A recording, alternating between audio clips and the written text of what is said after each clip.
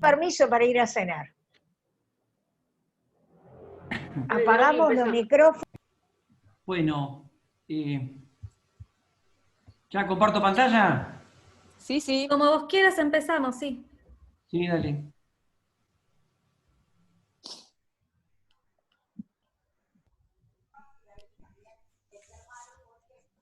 El anfitrión inhabilitó la función de compartir las pantallas de los participantes.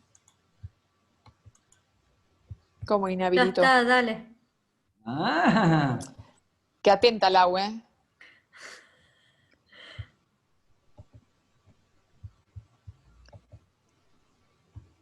momento. ¿La anfitriona sos vos, Lau? Y compartimos... Ah, muy bien. ¿Sabés qué? Eso. Esperá, Espérame que yo así la doblamos, así.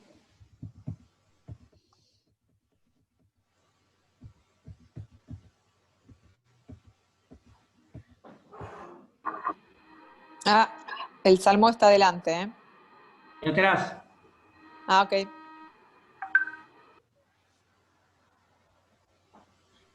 Bueno, la idea, hoy estamos cerrando estos 4 encuentros. ¿Se ve el power? No, el Power sí, sí. pero no el Salmo. No, esperá. Hago una Ah, introducción Está breve. en la carátula. Está. Terminamos, decía, estos 4 encuentros con el objetivo no tanto de presentar mucha,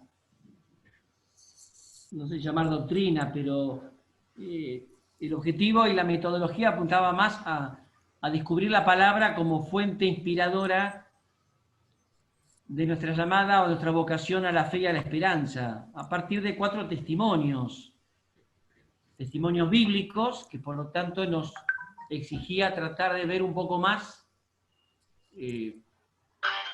quiénes eran, en qué momento histórico, qué situación concreta, porque la idea es bajarlo a la vida. La idea es bajarlo a la vida. Por eso inclusive la parte final es lo que se viene haciendo, que cada uno comparta lo que le llega, lo que le suena más, lo que le parece más significativo para su propia vida. Y hoy estamos cerrando con Isaías, un personaje muy particular, algo voy a decir yo para abrir y después toda la parte más desarrollada la va a hacer René, ¿no? El difícil equilibrio de la esperanza. Y la idea era comenzar con este salmo, ¿no? El Salmo 130, muy breve, ¿no? La introducción que hace el libro del pueblo de Dios, creo que también es importante ubicar los textos, ¿no? Dice, en esta súplica el reconocimiento del propio pecado se une a la confiada seguridad de obtener el perdón divino. El salmista, lejos de sentirse abandonado de Dios, se apoya en la conciencia de su propia indignidad para acercarse a Él. Con esta actitud implora el perdón y la protección, no solo para él mismo, sino también para todo el pueblo. Y de hecho es interesante que tiene que ver con la esperanza este salmo, ¿no? Es decir, es la confianza total que da la fe, que implica la certeza de que ya Dios está obrando en nosotros, y por lo tanto el futuro tiene que ser distinto, ¿no? Es uno de los salmos penitenciales, y bueno, la idea es comenzar de esta manera. ¿Quién lo rezaba? Ahora lo rezo. Desde lo más hondo, desde lo más profundo te invoco, Señor. Señor, oye mi voz. Estén tus oídos atentos al clamor de mi plegaria. Si tienes en cuenta las culpas, Señor, ¿quién podrá subsistir? Pero en ti se encuentra el perdón para que seas temido. Mi alma espera en el Señor, y yo confío en su palabra. Mi alma espera en el Señor más que el centinela la aurora. Como el centinela espera la aurora, espera Israel al Señor, porque en él se encuentra la misericordia y la redención en abundancia. Él redimirá a Israel de todos sus pecados.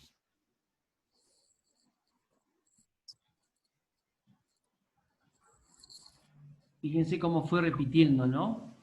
Espera, espera, espere.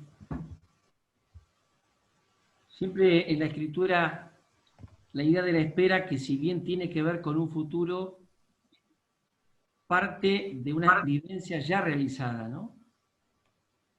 Es el hombre creyente que sabe que Dios ya está actuando. En ese esperar ya se está viviendo. Espera el perdón, ya siente el perdón. Espera al Señor que viene, ya sabe y siente que el Señor está viniendo. La idea sería tratar de presentar ahora un poquitito algo de Isaías y del libro de Isaías, que no es lo mismo, ¿no? Por eso ponemos esto que nos puede ayudar, porque Isaías es como un caso muy especial. La idea de estos encuentros no es desarrollar mucho esta introducción, sino apuntar más a lo que la palabra pueda decir, ¿no? Y es un caso especial, decía, porque Isaías es un personaje, un profeta que existió en un tiempo concreto, pero el libro lo trasciende. El libro supone 3 momentos muy distintos.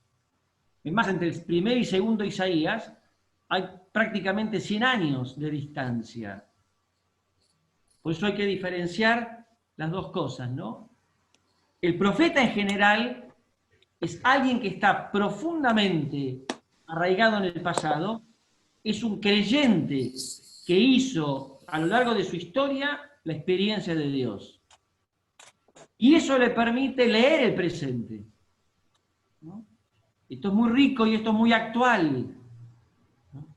Cuando hablamos de discernir los signos de los tiempos, no significa hay que improvisar cosas. Supone tener la madurez de la fe que se alcanzó a lo largo del tiempo para poder entender hoy, para poder leer hoy lo que está aconteciendo.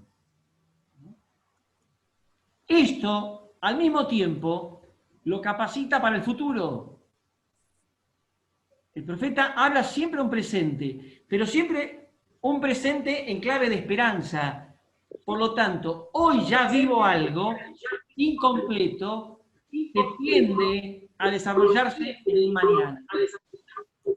Y esto es lo que va a hacer el profeta. Por eso el porvenir ocupa un lugar importante en la vida del profeta. Porque lee el presente con profundidad, puede ayudar a entender lo que va a acontecer. Acuérdense mucho de la figura de Juan Bautista, por ejemplo, ¿no? Que decíamos que fue un hombre de una fe extraordinaria que le permitió leer el presente y por eso preparar el futuro. La conversión era el presente. Jesús le va a dar ese marco de futuro invitando a la conversión, pero a la fe, a una fe nueva, ¿no? Entonces, el profeta es un profundo hombre de esperanza. ¿Por qué? Porque se apoya en el Dios que actuó en un pasado y que sigue hoy construyendo un tiempo que siempre tiene que planificar. El hoy es incompleto. Perdón, pero hay un ruido. Hay alguien que tiene un micrófono abierto, me parece. No, es hace Puede eco, escuchar, si no. hace eco Billy. Ah, ¿Y cómo lo hago? No sabía que hacía eco yo. No, en No, algunas no. partecitas igual. Seguimos. sí, en algunas. Entonces, el profeta es el hombre de la palabra de Dios. Una palabra que viene de lejos, que es anunciada en un presente, escuchada en un presente, pero que interpela e ilumina un futuro, ¿no? Esto se ve con claridad en Isaías. Por eso, lo mío va a ser lo más breve posible. Como libro es el más extenso de todos. Acuérdense que el otro día hablábamos de profetas menores, 12 profetas menores, y decíamos que lo de menor, un término bastante negativo, poco feliz, tenía que ver con la extensión. Acá nos encontramos con el libro más extenso de todos en los profetas, ¿no? y si no me equivoco, sacando los Salmos, es el libro más extenso de todos en general. Y nos encontramos con una situación muy particular, como libro. El profeta, fíjense cómo uso clarito las palabras, ¿eh? El libro es una cosa, el profeta es otra.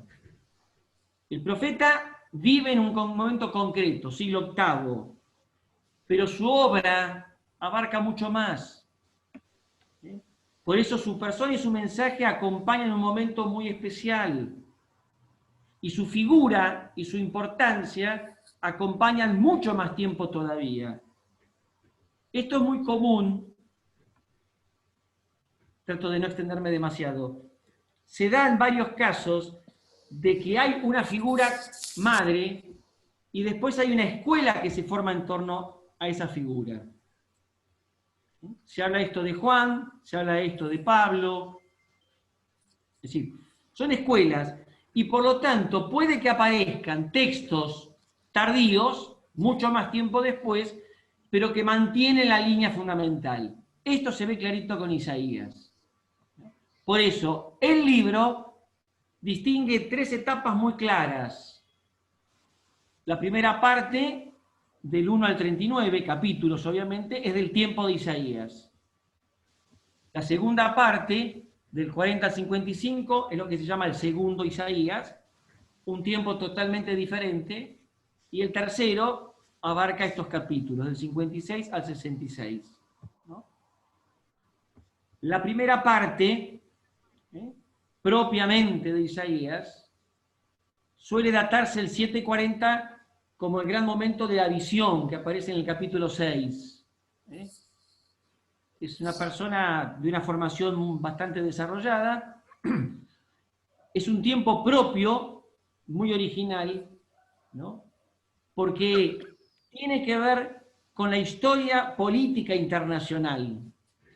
Y hay que usar esta expresión para ver también la actualidad, ¿no? Le habla a su pueblo en un marco mucho más amplio. Si bien la primera parte va a denunciar la mediocridad judía, la debilidad del culto, el vacío del culto, la injusticia que se vive, también va a tener que leer política internacional para reconocer los momentos que está viviendo, porque el futuro de Israel va a depender de eso, ¿no? Entonces, es el hombre de Dios en la época de dominación de Asiria. Esto había que hacerlo más largo, pero no se puede. La segunda parte, de hecho, cuando lo desarrolle René va a aparecer muchos de estos datos. Sí. La segunda parte, capítulos 40 al 55, comúnmente llamado el segundo Isaías, un siglo después del primero, es un profeta anónimo que evidentemente toma los temas fundamentales de Isaías, la santidad de Dios, la importancia de Jerusalén, la fuerza de la conversión, y dirige un mensaje de esperanza. La situación es nueva, el pueblo de Dios está deportado. A ver, el primer Isaías, podemos decir que llega un momento en donde Jerusalén casi cae. Desaparece Nínive, Samaria, desaparece el reino del norte, ¿no? Asiria llega a Jerusalén, hay una peste, se van. Es decir, no cae el reino del sur, no cae Jerusalén. Un siglo después que cae Jerusalén, este segundo Isaías tiene que dirigir un mensaje de esperanza. Esa situación nueva es el pueblo de Dios deportado en Babilonia. ¿Ven? Y esto está mal, esto hay que sacarlo, porque ya esto no es Asiria, Ya no es. sino Babilonia.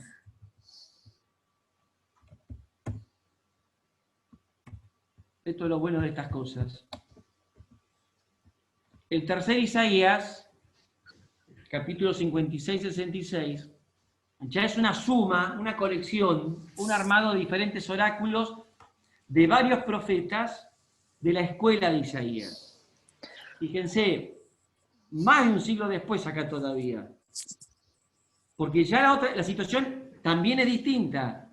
El resto de Israel regresa y tiene que volver a instalarse en la tierra de los antepasados. Fíjense qué belleza. Isaías como obra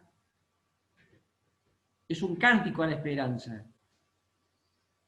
Porque son tres momentos distintos, tres momentos duros, ¿eh? Y el hombre de Dios tiene que hacer equilibrio para hablarle al presente, denunciando un montón de denuncias que el tipo hace, pero al mismo tiempo estar siempre abriendo esa ventana de la esperanza, ¿no?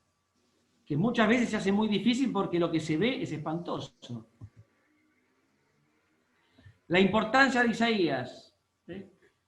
¿Qué hay en común en las tres partes? La santidad de Dios, la necesidad de la fe, el resto de Israel, la esperanza mesiánica, la gloria futura de Jerusalén. Esto es constante.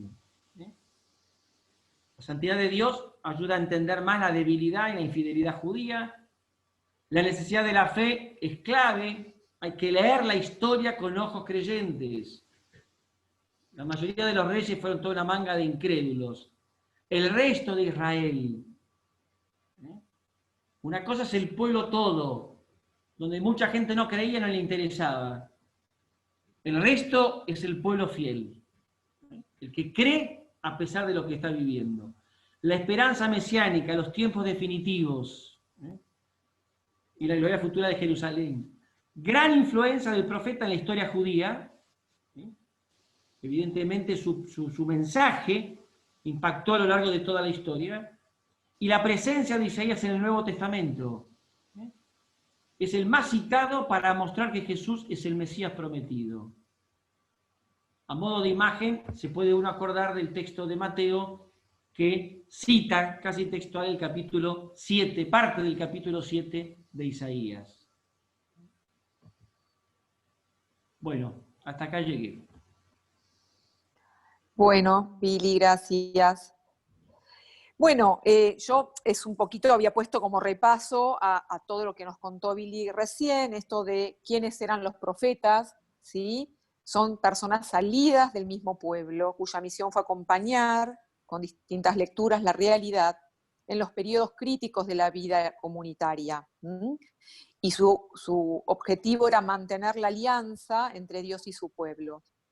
Y la profecía era un fenómeno de muchas religiones, no eran exclusivas de Israel. Y era esta necesidad, surge de esta necesidad humana de encontrar intermediarios entre la divinidad y los hombres. Según la Biblia del Peregrino, ¿sí? Dice, profeta es un hombre de Dios, un hombre del Espíritu, un hombre de la palabra, confidente y mensajero de Dios, capacitado e inspirado por el Espíritu para la misión de proclamar la palabra de Dios. Escogido, nombrado y enviado por Dios, has de transmitir solo el mensaje de Dios, dándole su forma y estilos propios.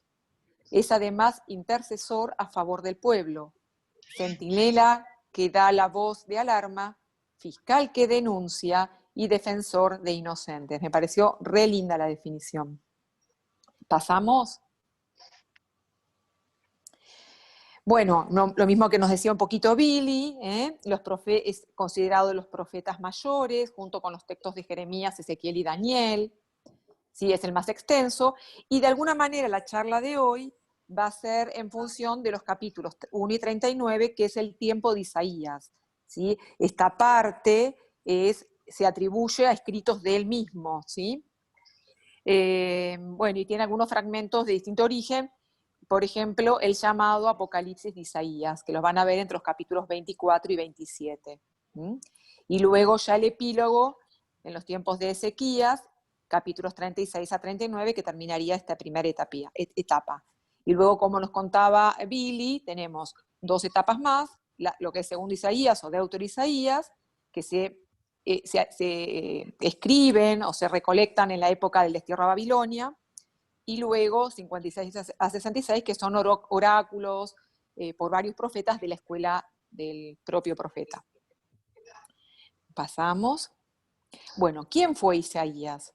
Isaías es originario de Jerusalén, o se cree que es originario de Jerusalén, y pertenecía a una familia de elevada condición social, por el tipo la forma de expresarse, por el uso poético de su lenguaje. Se sabe que estaba preparado, se estima que estaba preparado y que tenía una educación esmerada. Él comienza su actividad profética muy joven, a los 21 años, y con una revelación, ¿sí? Él siente una revelación. Aproximadamente en el año 740 a.C., esta visión que tiene en el templo le cambia el curso de su vida.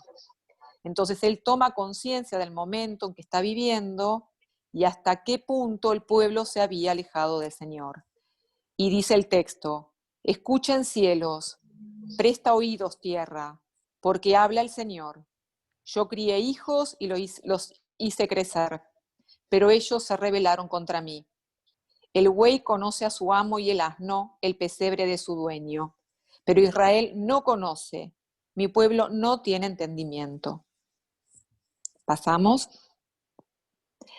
Este cuadro me pareció re interesante porque uno a veces no puede ubicarlos en una línea de tiempo. Van a ver, si lo amplían, que van a tener todos los reyes de Judá, ¿sí? Qué profetas corresponden a cada etapa de cada rey, y en la última columna cuáles son los reyes de Israel, ¿sí? Entonces, van a ver que Isaías atraviesa su prédica o sus profecías con 4 reyes. Todos son, o sea, Jotam era el rey, Acaz su hijo, Ezequías y Manasés, o sea, van siendo hijos de cada uno. Y fíjense que es simultáneo a la época de Miqueas. Muy bien. Seguimos. Bueno, él también en el texto dice: yo oí la voz del Señor que decía, ¿a quién enviaré? ¿Y quién irá por nosotros? Yo respondí, aquí estoy, envíame. Isaías 6:8, después si lo quieren leer es muy lindo todo el texto completo. Bueno, la primera parte entonces es parte del oráculo sobre Judá y Jerusalén, ¿sí? La vocación de Isaías sucede el mismo año de la muerte del rey Josías, y se había retirado por una enfermedad, dejando en gobierno a su hijo Jotam. ¿Se acuerdan que en el orden es Jotam el primer rey con el que él coincide? Entonces, los primeros años de su misión, y lo que vamos a encontrar en esta primera parte de sus capítulos, es enfrentarse con todos los pecados y las miserias que estaba atravesando el pueblo de Israel. Entonces, estos 5 primeros... Ay, no, para atrás. Estos 5 primeros capítulos hablan de la injusticia social, el desorden político, el lujo y el despilfarro femenino, la infidelidad cultural y religiosa. En simultáneo, así como Isaías había sido designado y él se había ofrecido para ir como profeta, o sea, en la parte de la esperanza, de la fe, él nacía Ahaz, que sería el elegido por Dios para la parte política, ¿sí? ¿Se acuerdan que era el rey? Entonces teníamos quien estaba gobernando lo político y el profeta que hablaba de todo lo que era su relación religiosa con Dios. ¿Por qué es importante esto? Porque ustedes van a ver que estos 39 capítulos, todo lo que es el tema de la esperanza y la fe, tienen que ver con decisiones políticas que toman los reyes y lo que opinaba o con lo que no estaba de acuerdo, cosas que no estaba de acuerdo Isaías. Ahora sí, pasamos. Billy, ahí está. ¿Por qué es importante ver este mapa? O sea, uno, además de tener el contexto histórico, está bueno ubicarse en la tierra, ¿sí? Fíjense que los reinos de Israel al norte y Judá al sur están a las orillas del mar Mediterráneo, y los principales problemas que tenían era desde el sur el imperio egipcio, ¿sí? Que quería avanzar, y esto después lo vamos a ir viendo desarrollando, ¿sí? Y desde arriba era Siria. Acá nos dice, en 2 grandes... Bueno, pasa, si querés. Pásalo. En que decían, dos grandes potencias querían disputarse este corredor fértil de Palestina. Entonces, desde el sur Egipto, ¿sí?, que intrigaba sobre pequeños pueblos para coligarlos sobre un frente común, y que sirviera de parachoque para la amenaza del norte, que era Siria. En Asiria había un rey, en Damasco teníamos al rey de Damasco, que es Siria, no Asiria, y el de Samaria, que era la capital de Israel. Y ellos tenían, o sea, están por encima de Israel, si lo vemos en el mapa, estarían un poquito al norte, venían tolerando la invasión a Siria, el avance asirio. Entonces proponen al rey de Judá, Ahaz, hacer una coalición para enfrentarse a Siria. Ahaz se niega y Siria e Israel le declaran la guerra.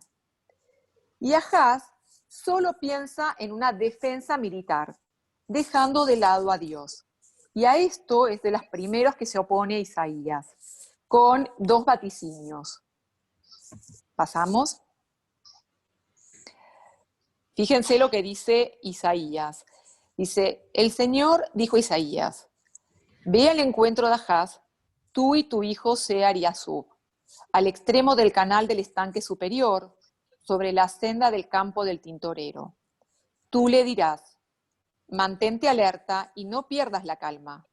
No temas y que tu corazón no se intimide ante esos dos cabos de tizones humeantes, ante el furor de Rezín, de Aram, y del hijo de Remalías, porque Aram, Efraín y el hijo de Remalías se han confabulado contra ti diciendo, subamos contra Judá, hagamos cundir el pánico, metámosla, y pongamos allí como rey al hijo de Tabel. Y después finaliza, fíjense que está separado el texto, dentro de 75 años, Efraín será destrozado y no será más un pueblo. Si ustedes no creen, no subsistirán.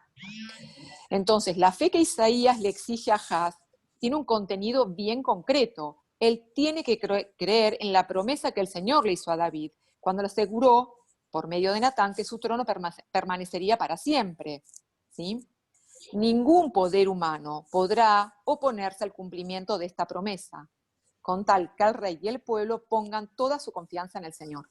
Y ahí es donde los reyes tienen su debilidad. Piensan más en todo lo que es militar, ¿sí?, la defensa, las alianzas, que en su fe en Dios y la esperanza en su promesa.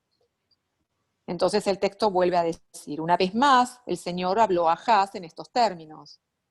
Pide para ti un signo de parte del Señor, en lo profundo del abismo o arriba en las alturas. Pero Ahaz respondió, no lo pediré ni tentaré al Señor. Ahaz se niega a pedir un signo, sí, porque en el fondo lo que no tenía era esperanza y no quería arriesgar su futuro como rey en un acto de fe. ¿Sí? Entonces Isaías dijo, escuchen entonces, casa de David, ¿acaso no les basta con cansar a los hombres que cansan también a mi Dios?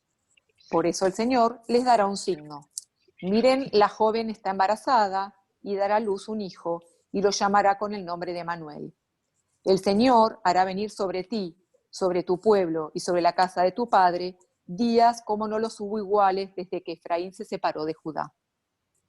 En los escritos de Isaías, un signo es un hecho presente o cercano que ofrece como garantía de una intervención divina y que tendrá lugar más tarde.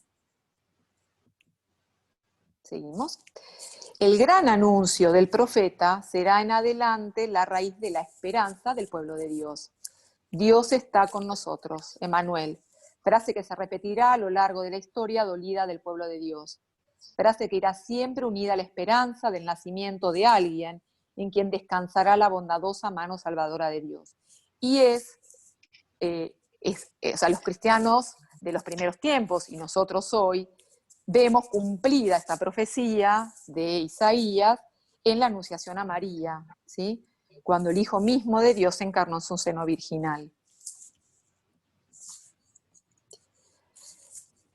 Entonces, según la promesa por boca del profeta, nació un niño, ¿sí?, pero no le pusieron Emmanuel.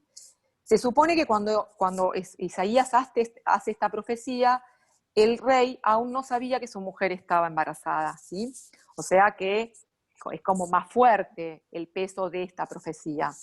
Bueno, no le ponen Emanuel, sino que lo llaman Ezequías. Y él hereda las buenas inclinaciones y la piedad de su madre, Abia, pero la falta de esperanza de su padre Ahaz. O sea, vuelve a repetirse la historia. Entonces, contra los consejos de Isaías, Ahaz, ¿qué hace? Busca ayuda de los asirios, a quienes les ofrece, o sea, ¿se acuerdan que dijimos que desde Israel contenía a Samaria, o sea, a los pueblos que estaban inmediatamente arriba, medio separados de Asiria, ¿no? O sea, eran como hacia el norte. Entonces, ¿qué hace Ahaz? En vez de pensar en ayudar a sus pueblos lindantes inmediatos, se une a Siria para evitar este avance de los pueblos del norte de Israel. ¿Y qué pasa? Les ofrece a cambio el vasallaje, ¿sí? Dice, los asirios destruyen todos los reinos de Damasco y Samaria y se toman muy serio los del vasallaje. Entonces le imponen a Judá un fuerte tributo como pago a su protección militar. Entonces lo barato sale caro. Lo que en ese momento para Ahaz fue una solución, terminó siendo un gran peso sobre el pueblo de Judá, ¿sí? Bueno, esto me gustó el fresco y está en el Museo Británico y es arte asirio, ¿sí? Y es la derrota de Sennacherib, que era el rey de Asiria. También está bien pasada. Bueno, en el año 705 muere el rey de Asiria, Sargón II, y lo sucede Sennacherib. Entonces los pueblos vasallos ven en ese momento una oportunidad para sublevarse. ¿Qué hace Ezequías, que ya estaba en el trono de Judá? Asume el liderazgo de una rebelión y ¿qué hace ahora? En vez de hacer, o sea, se opone al primer socio, que era Asiria, y se une a Egipto, ¿sí? Para negociar un tratado y organizar la defensa de Jerusalén. Y entonces Isaías interviene nuevamente y ¿qué dice? Ay de los hijos rebeldes, oráculo del Señor, que hacen planes sin contar conmigo, que concluyen pactos contrarios a mi espíritu, añadiendo así un pecado tras otro. Se ponen en camino para bajar a Egipto sin haberme consultado, para refugiarse al amparo del faraón y protegerse a la sombra de Egipto. El amparo del faraón será su vergüenza, y la protección a la sombra de Egipto su confusión. Se dan cuenta que todas las profecías tienen que ver con un tema del momento histórico que está viviendo Israel, Judá, no Israel. Pasamos. Entonces, una vez más, Isaías se opone tenazmente a esa alianza política y militar. Apoyarse en las armas de Egipto es una grave falta de confianza en el poder de Dios. Ay de los que bajan a Egipto para pedir ayuda y buscan apoyo en caballos. Ellos confían en los carros porque son numerosos, en los jinetes porque son muy fuertes, pero no miran al Santo de Israel, ni consultan al Señor. Cuando el Señor extienda su mano, tropezará el que ayuda y caerá el ayudado, y todos juntos desaparecerán. Entonces las palabras de Isaías encuentran muy poco eco en el rey y sus consejeros. ¿No era acaso más prudente confiar en la caballería de Egipto que depositar toda su confianza en el Señor? Seguimos. Sin embargo, los hechos le dieron la razón a Isaías. Egipto fue derrotado, ¿sí? Y tuvo que someterse al poder de los asirios, que no dejaban de ser una amenaza todavía. Y Ezequías tuvo que pagar un fuerte tributo, incluso en el texto habla de que eran monedas de oro, que era muy caro en cuanto a lo monetario, pero Jerusalén fue sitiada. Eso es lo que más les pesa al pueblo de Judá. Sennacherib, en lugar de retirarse, le exige la rendición incondicional, ¿sí? Acuérdense que le había prometido vasallaje a cambio de su protección en la primera batalla, en el primer tiempo de guerra, que incluía entre sus consecuencias la deportación y el destierro. Entonces Ezequías, descorazonado, vuelve a Isaías a pedirle un consejo. Ya a esta altura, Isaías era grande, casi con 70 años, y frente a la arrogancia del invasor, predice en sus oráculos la caída de Asiria y reconforta a Judá con un mensaje de salvación. Vuelvan, israelitas, aquel de quien se han apartado tanto. Asiria caerá bajo una espada que no es de un hombre, una espada que no es humana, los devorará. Pasamos. Isaías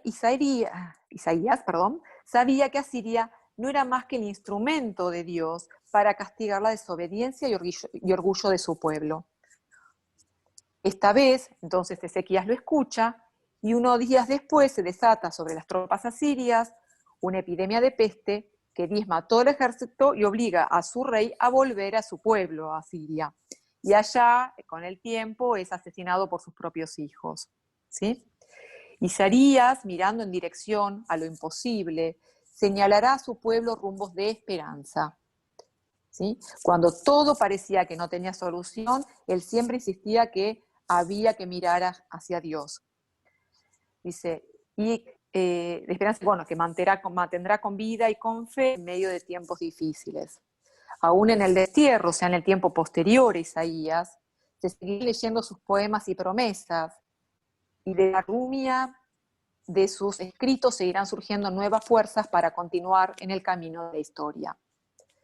Tus ojos verán a un rey en su hermosura, contemplarán un país que se extiende a lo lejos. Tú evocarás lo que te horrorizaba, ya no verás más ese pueblo brutal. Mira a Sión, la ciudad de nuestras fiestas, que tus ojos vean a Jerusalén, morada tranquila, carpa que no será desplazada. Esto ya sobre el final de los capítulos en los tiempos de Isaías. Bueno, entonces, para cerrar, un poquito para reflexionar, pocas preguntas, porque también es el final de este ciclo del mes de septiembre, ¿sí? Y yo me preguntaba, ¿mantenemos la esperanza en nuestro Señor aún en tiempos difíciles? Justo en este tiempo difícil que estamos pasando, ¿sí? Donde no tenemos una luz al final del túnel, que no sabemos si hay vacuna, no sabemos cómo vamos a evolucionar, las cosas no están bien desde lo económico, desde lo espiritual, desde la pobreza que nos pasa, que le pasa a nuestro pueblo. ¿Ponemos la esperanza en nuestro Señor? Otra pregunta. ¿Nos ponemos en sus manos cuando sentimos que las dificultades, cuando hay dificultades, injusticias, limitaciones? Alguna vez una amiga, porque yo bastante temerosa de hacer viajes, me dijo, abandonate a los brazos de Dios que todo va a salir bien. ¿Sí? ¿Nos ponemos en sus manos, nos abandonamos en sus brazos? Y también para reflexionar respecto de Manuel, ¿qué significa hoy para nosotros Dios con nosotros? ¿Sí? ¿Lo sentimos Dios con nosotros? Así que bueno, queda abierto para el que quiera contar, opinar, decir. Espero que les haya quedado claro y que los invite a querer leer un poquito el texto de Isaías. E incluso es muy lindo, mucho tiene de poema, entonces es muy lindo leerlo. ¿Alguien quiere contar algo? Mucho silencio. Sí, bueno, ahí nos vemos todos de nuevo. Gracias, René, muy interesante todo lo No, que de nada. planteaste. Tiene mucha relación con lo de la vez pasada, me parece, ¿no? Y sí. Esto de poner la confianza en Dios y no en los pactos y en la parte militar y todo eso. Bueno, quien Y no quiera en los compartir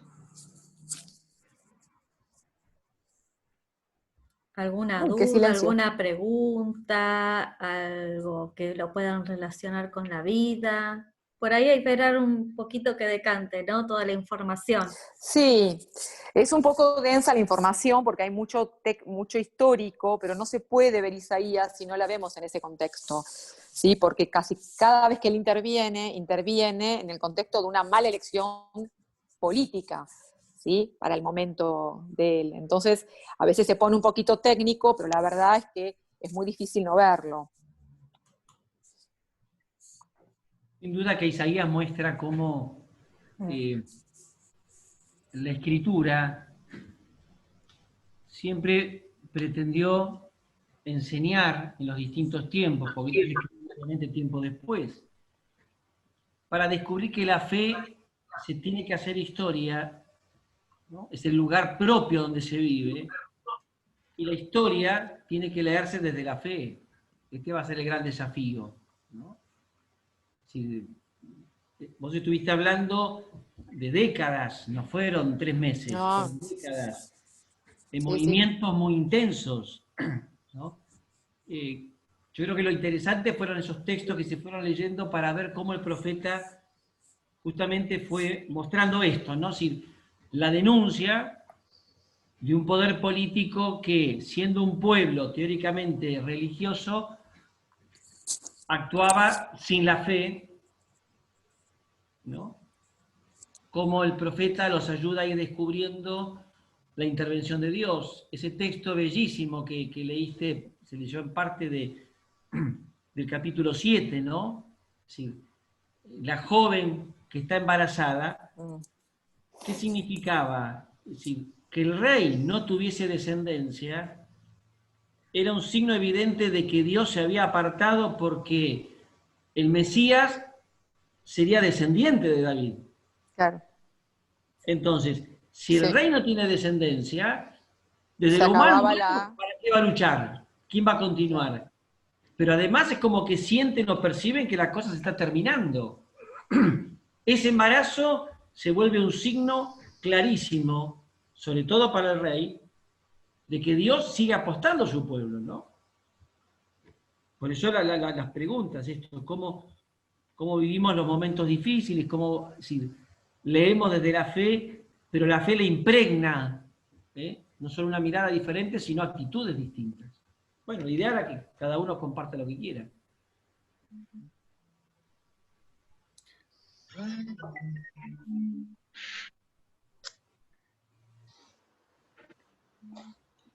¿Se puede hablar de lo personal, desde lo personal? Por supuesto. Claro.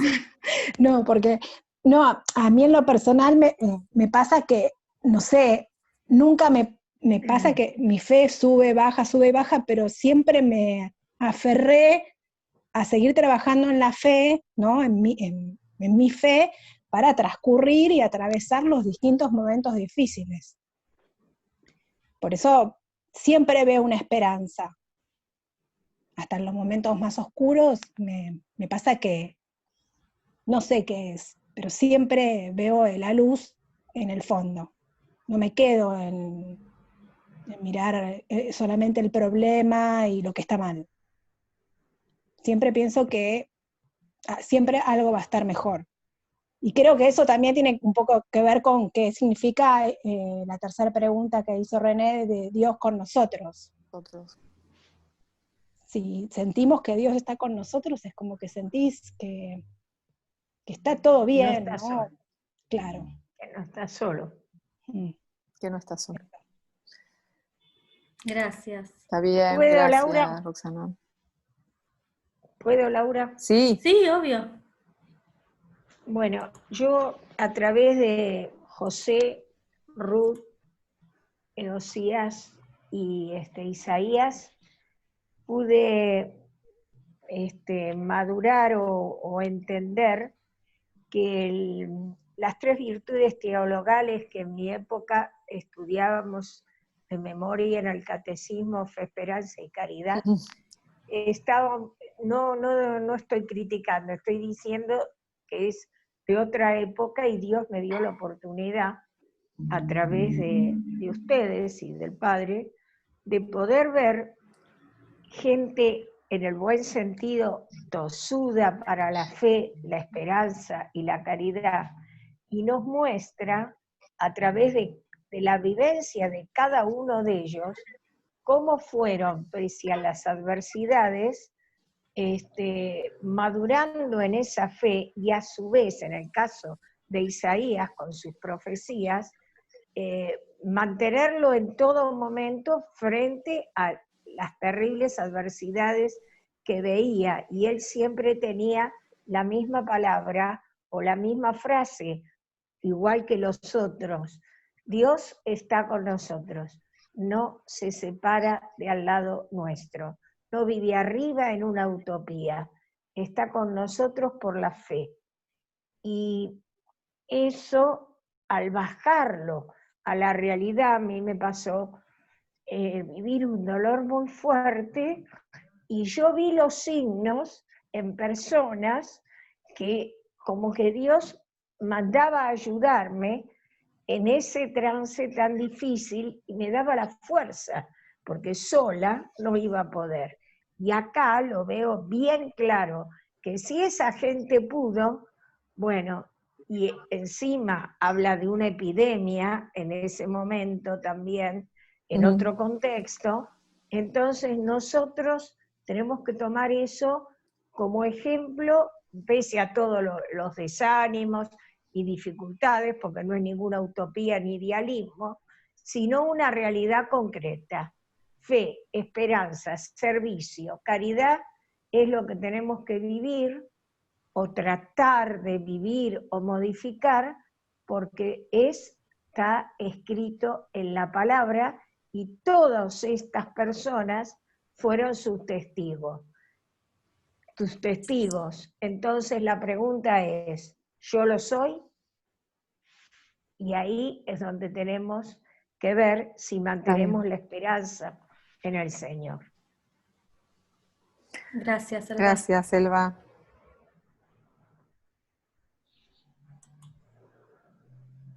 ¿Alguien más quiere comentar algo, compartir?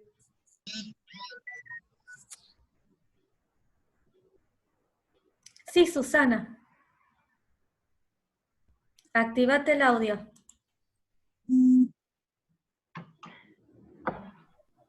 No, yo quiero decir cómo Dios sigue actuando, ¿no?, en la historia, y justo a propósito de Isaías, hay una evidencia fenomenal de su presencia, porque en 1947, cuando se descubrieron en el desierto de Judea los rollos del Mar Muerto, en Qumran, Hace eco, Susana, tu palabra. Hace eco. Eco. Sí, pero ¿qué puedo hacer? Claro, dejá. No, nada. Bueno, ¿pero me entendieron hasta acá? Sí. Perfecto. Bueno, entonces allí se encontraron unos 870 rollos de pergamino con 900 fragmentos y muchos pedacitos que los estudiosos tuvieron que reconstruir y unir, ¿no? Pero extraordinariamente había un solo rollo en esas tinajas de barro cocido que permanecía intacto, totalmente intacto, así como lo leemos hoy con sus 66 capítulos. Era el rollo del texto de Isaías.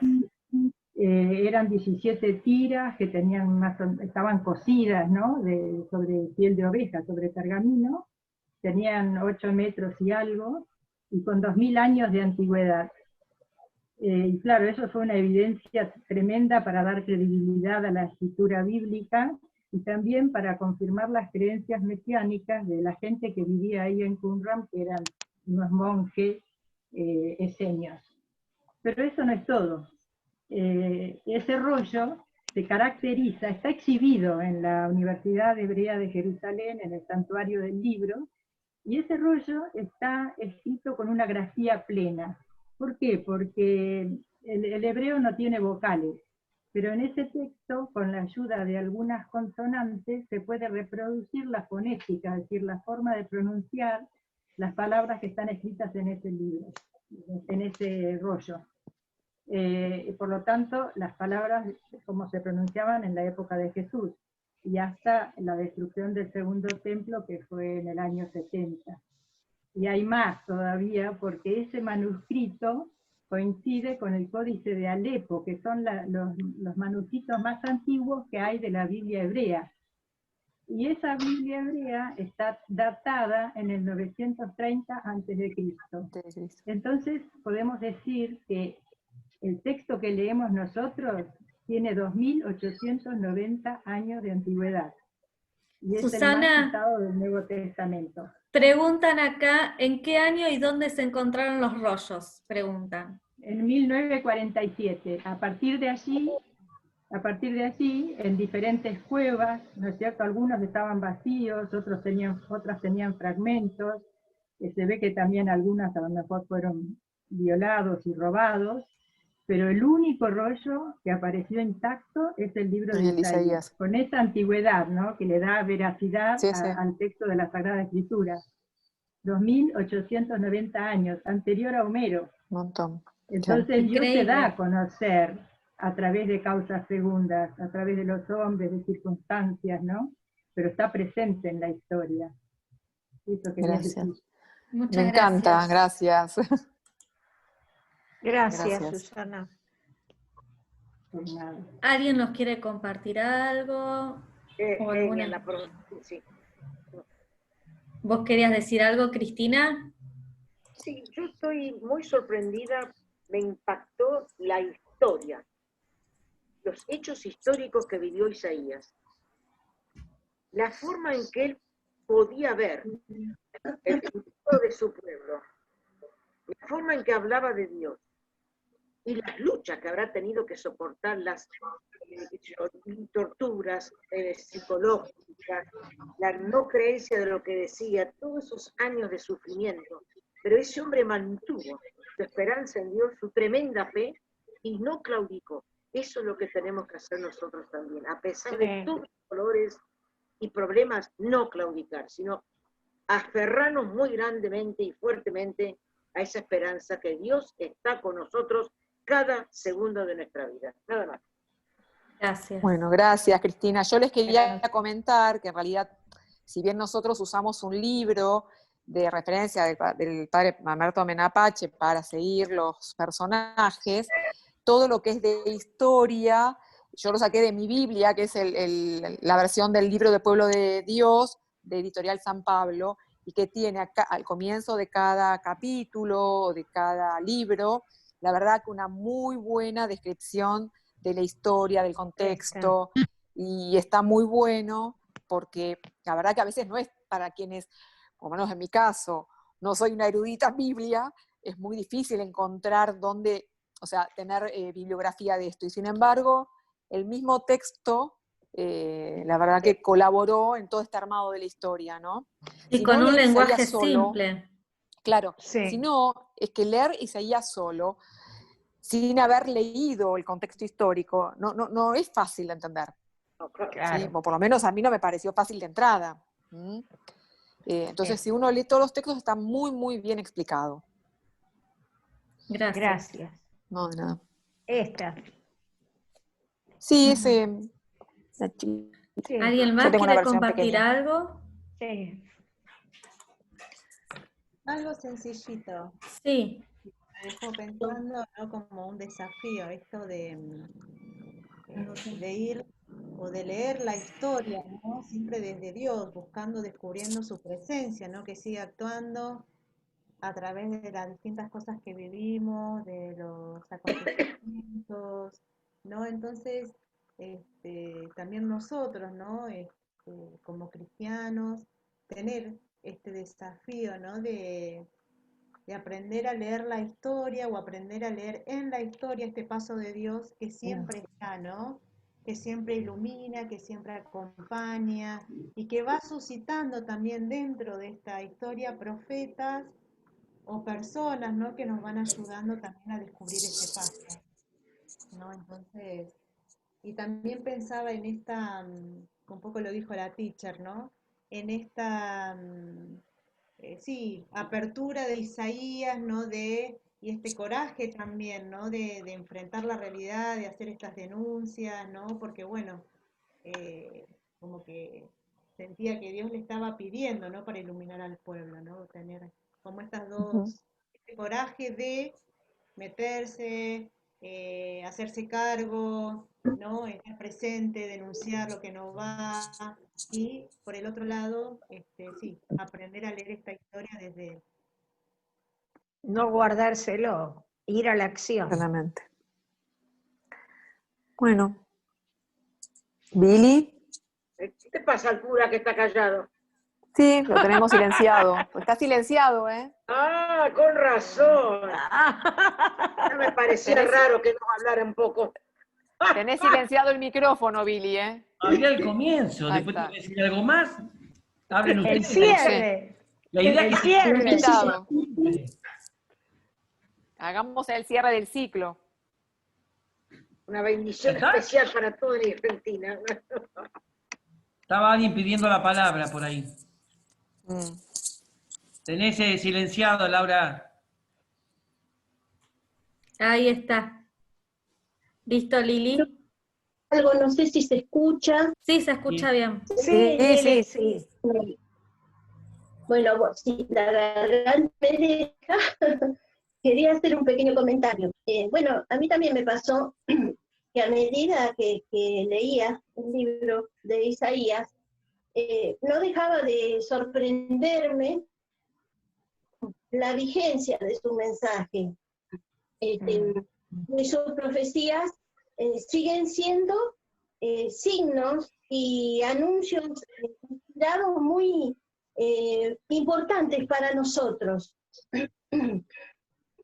porque nos dan esperanza para el futuro, y a pesar de que algunas de sus profecías son condenatorias, el tema de la salvación siempre se impone. De él podemos aprender su inquebrantable fidelidad y su humildad, su completa humildad ante Dios. Nos dice que la justicia social está estrechamente ligada con la santidad divina, y que la opresión de los más débiles ofende, es una ofensa a la santidad de Dios. Perdón. ¿Te sentís bien, Lili? ¿Estás con mucha tos? No, estoy mal de la garganta. Ah. Bueno, entonces, bueno, eso, que ese Dios que experimentó Isaías es el mismo Dios que nosotros experimentamos hoy. Claro. Desde en el capítulo primero, Dios nos sigue diciendo hoy también a nosotros, cesen de obrar mal, aprendan a obrar bien y a caminar íntimamente con Él también. Su mensaje sigue fortaleciendo nuestra confianza y nuestra esperanza en las promesas divinas, aunque su realización exceda en grandeza y en bendiciones lo que nuestros ojos tan limitados de fe, tan chiquititos a veces, pueden ver ahora, ¿no? Me gustaría hacer, ya que dijeron que tenía que ver con lo del viernes pasado, un comentario chiquitito sobre algo que me quedó dando vueltas en la semana, que fue muy lindo.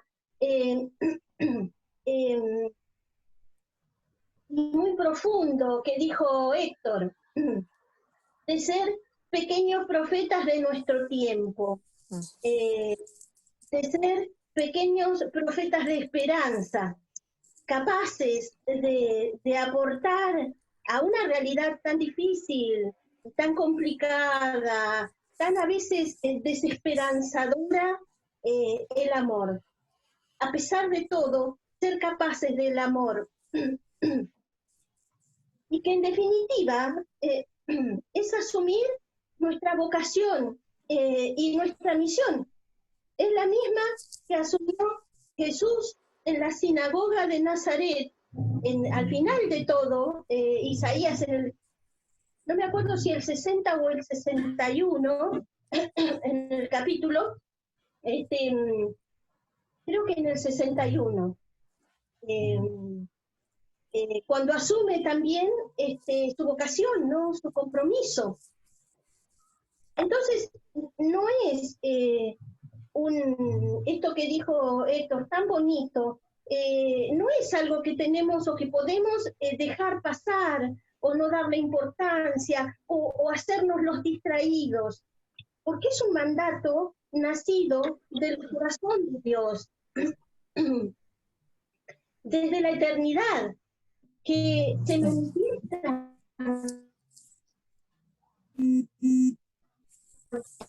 en la historia y que impresión a lo largo de la vida de Jesús aquí en la tierra.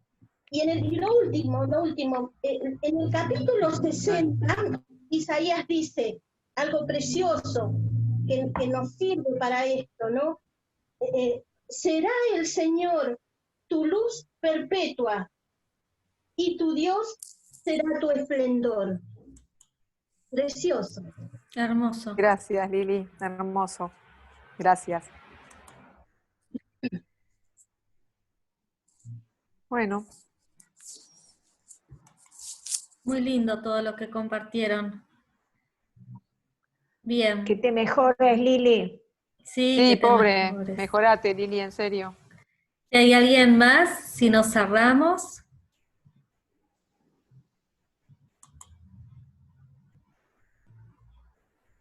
Bien, bueno, cerramos entonces. Gracias a todos por acompañarnos este mes. Por permitirnos volver a hacer lo que teníamos pensado para el año, que bueno, obviamente quedó trunco por la presencia, pero por lo menos pudimos hacerlo por el Zoom.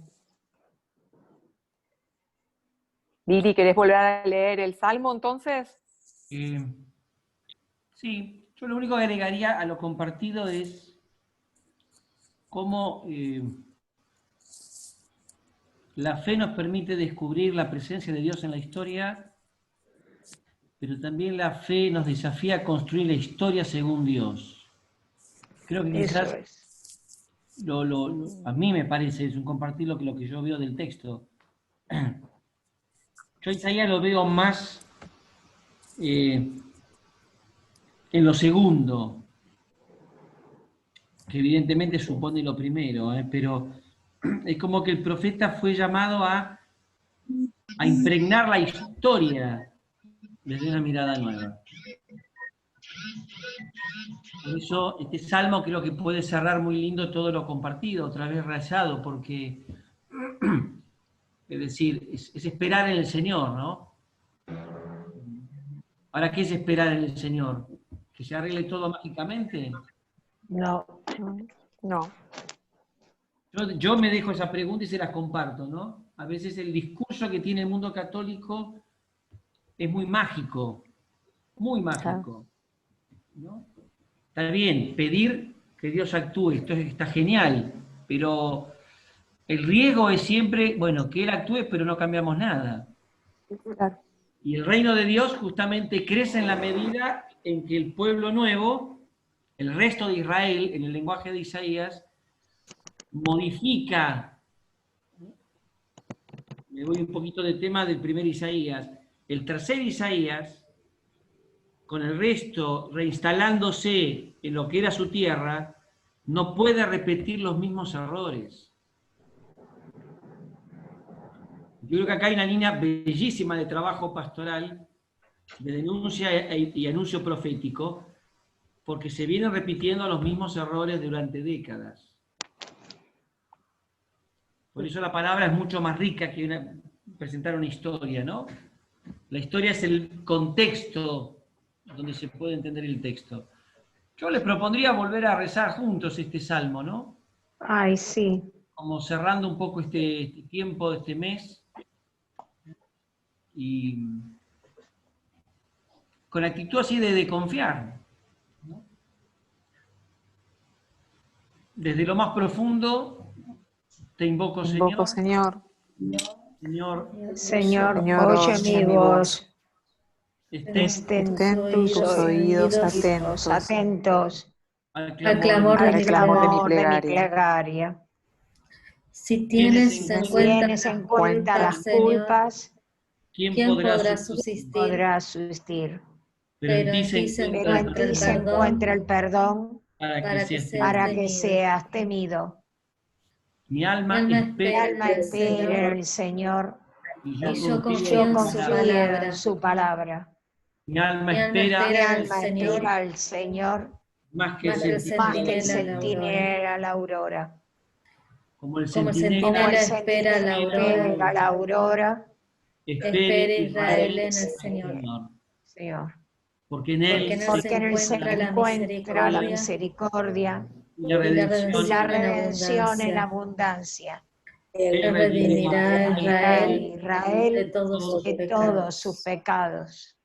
Amén. Bueno, después les iremos compartiendo en octubre algunas cositas que queremos proponerles, les iremos informando. Y. No, espera.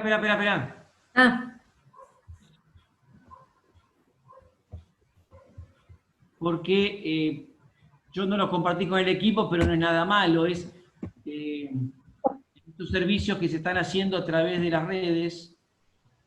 Hay un servicio que va a haber 4, no sé cómo llamarlo, charlas son. ¿Lo llegan a ver? Posiciones. Sí, algo. Bueno, son 4 charlas que dan biblistas, 2 son obispos. Damián Nanini es el obispo de San Miguel, Gabriel Mestre es obispo de Mar del Plata, tipo joven, no llega a 50 todavía, creo, está en 49. Después hay 2 curas, uno de Gualeguaychú y otro de Rosario, que van a presentar los evangelios. Es decir, Mateo, Marcos, Lucas y Juan, esta semana, de lunes a jueves, de 20 a 21. Y el ingreso, si tienen para anotar, Sí. el ID es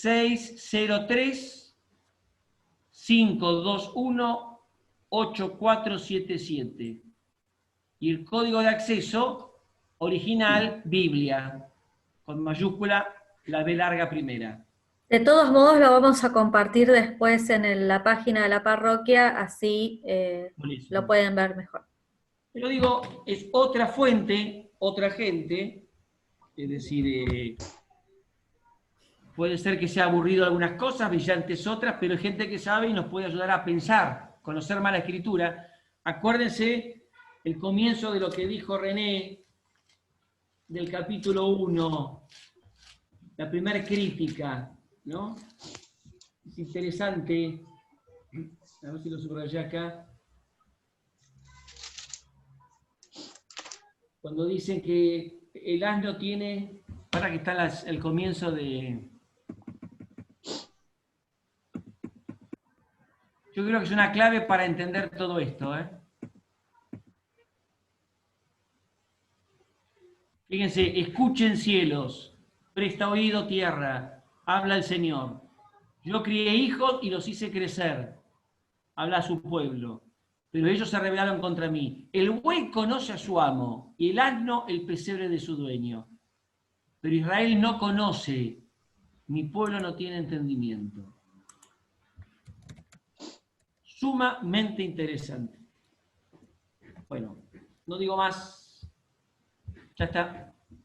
Cerrá la pantalla, Lau. Bien, bueno. ¿A qué hora son las charlas? De 20 a 21. Gracias, Padre. Bueno, los dejamos entonces con la certeza de este Dios con nosotros y nos seguiremos viendo en otras oportunidades. Vamos a seguir igual trabajando en octubre otras propuestas. Que Dios los bendiga a todos los que trabajan. Muchas gracias. Que estén muy bien. Muchas gracias. Hasta Gracias luego. a toda la Semana. comunidad y al Hasta equipo. Chao a todos. Chao. Gracias. Gracias Buenas noches. Gracias a todo el equipo. De nada. Gracias. Buenas noches. Gracias. Buenas Gracias. noches. Chao. Descanse, Padre.